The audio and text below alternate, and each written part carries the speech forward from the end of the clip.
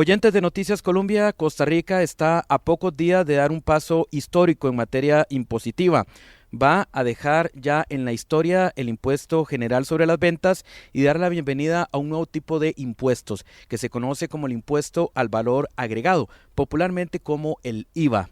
Este impuesto es un impuesto concretamente al consumo y tiene su origen en países europeos y por eso finalmente luego de muchísimas administraciones, discusiones, gestiones, cabildeos, explicaciones, finalmente el 1 de julio aquí en nuestro país el IVA va a empezar a regir como parte de un plan fiscal que se aprobó el año pasado. De hecho es uno de los componentes que contiene ese proyecto de finanzas públicas para mejorar las finanzas públicas y para aclarar mitos, para decir cuáles son las realidades, para hacer las aclaraciones respectivas, para decir qué es cierto y qué no es cierto, nos acompaña don Carlos Vargas, director de tributación, a quien le agradecemos ese espacio, don Carlos. Y bueno, lo primero es a nivel general, cómo ustedes ven a la población respecto a la implementación 1 de julio de este impuesto, que cambia muchas cosas, pero también, don Carlos, y eso es importante puntualizarlo, por favor, hay cosas que no cambian, que tampoco hay que ser más drama de la cuenta. Bienvenido. Bueno, muy buenos días y muchas gracias por el espacio y un saludo cordial a quienes nos están viendo por ese medio. Ciertamente el impuesto al valor agregado es algo que a nivel global no es novedoso, ¿verdad? Tiene más de 40 años posiblemente de existir. El cambio que está dando el país es un cambio trascendental, estamos yendo hacia un esquema de imposición moderno, donde se simplifica, digamos, hasta cierto punto con relación a las reglas que tenemos hoy, los esquemas de cumplimiento en materia de impuesto de ventas, que es el que comúnmente aplica, y un poco eso que ha apuntado usted ahora al final, en el sentido de que, bueno, ya tenemos un impuesto de ventas, ya las mercancías como regla general están grabadas con este impuesto, hay un esquema de créditos y débitos, crédito entendido como el impuesto que yo pago cuando yo compro algún bien o servicio que utilizo para la producción del bien que yo produzco o el servicio que yo estoy brindando, y el débito, pues que sería lo que yo cobro cuando vendo ese bien. Ese esquema esencialmente es el mismo. Lo que cambia son los esquemas de reconocimiento de los créditos, que pues pasa a un esquema contable financiero, es decir, yo me voy a deducir o voy a tener la posibilidad de deducir el impuesto que yo pagué sobre todas mis compras necesarias para la producción de ese bien, del débito del impuesto que yo cobré, y la diferencia lo que yo voy a enterar a Hacienda. Don Carlos, permítame empezar como al revés, porque el 13%, el impuesto general de ventas, ya rige para muchas cosas en el país. Entonces, ¿qué permanece igual?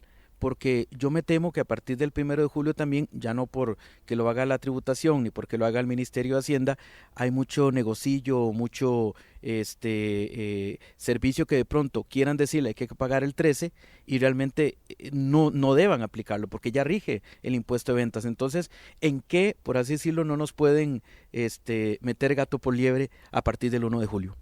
Bueno, efectivamente el impuesto sobre las ventas hoy en día grava la venta de mercancías en general, es decir, todas las mercancías están grabadas como regla, salvo los casos que la ley considera como exentos, de manera que en bienes, digamos, camisas, pantalones, algunos alimentos, abarrotes, etcétera, todo lo que uno puede imaginarse como un bien tangible, pues no se verá afectado con la entrada en vigencia del IVA, porque ya está grabado con el IVA, con el impuesto de ventas. Pero hay costos que sí tiene la producción de esos productos que van a alterar quizá el precio final. Efectivamente, hay costos que por el esquema complicado de deducción de créditos que existe hoy en día no se pueden deducir y que entonces van al precio. Entonces, más bien esos costos constituyen una oportunidad de mejora en sus costos de producción y evidentemente en sus precios para los productores de ese tipo de bienes. Cada uno deberá revisar su estructura productiva y los créditos que está pasando al costo para poder determinar el efecto, el impacto que eso pueda tener positivamente en sus precios. Pero efectivamente el cambio pues les da una mayor posibilidad, una mayor flexibilidad para que puedan hacer esas valoraciones. En materia de servicios, ya hay algunos servicios también que están grabados, hay una lista taxativa que están en impuestos sobre las ventas el día de hoy, servicios como almacén fiscal, servicios de reparación de vehículos, el servicio telefónico está grabado, el internet ya está grabado, ¿verdad? Entonces eso no es algo que constituya un cambio, al menos en la imposición en cuanto a lo que se le va a cobrar o lo que le va a reflejar a las personas en su facturación.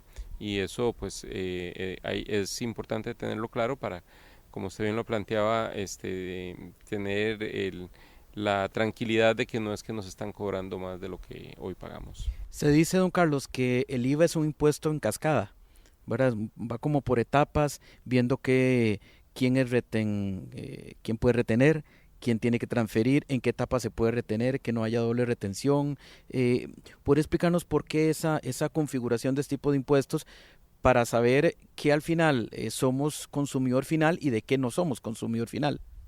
Bueno, el IVA lo que va agravando es el valor agregado, en términos reales lo que va agravando es el valor agregado en cada etapa productiva, por eso se llama impuesto al valor agregado precisamente. Eso se hace mediante este mecanismo de créditos y débitos, es decir, si yo me rebajo el impuesto que yo pagué, es decir, que yo adelanté, de alguna manera adelanté del impuesto que yo cobré en mis bienes o servicios, pues eso voy a tener la posibilidad de hacer una liquidación donde yo resto del débito de lo que yo cobré el crédito y eso me da la posibilidad de, de pagar la diferencia de impuestos cuando hago la liquidación y presentación de la declaración.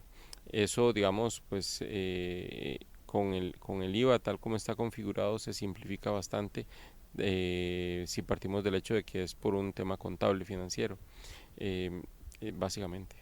Don Carlos, ahora sí vamos como al detalle. ¿Qué sí y qué no paga el IVA? Hay muchas cosas que no, hay algunas cosas que a partir de cierto monto sí, ¿no? Entonces, un poquito la letra menuda para saber a qué atenernos con distintos servicios. Netflix, por ejemplo, que ha generado tan popular en el país, lo pagará, pero no todavía, entendemos.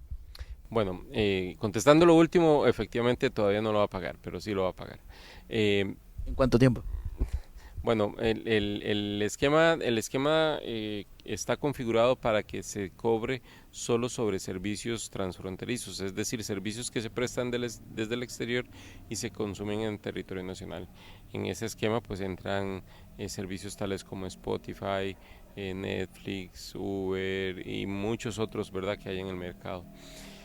Eh, ¿Qué es lo por qué no entra, digamos, a partir del 1 de julio? Porque eso requiere de una identificación de este tipo de servicios a efecto de minimizar las posibilidades de que se cobre el impuesto, porque sería mediante un cargo en el pago en tarjeta, para minimizar la posibilidad de que se cobre cuando se consume algún bien.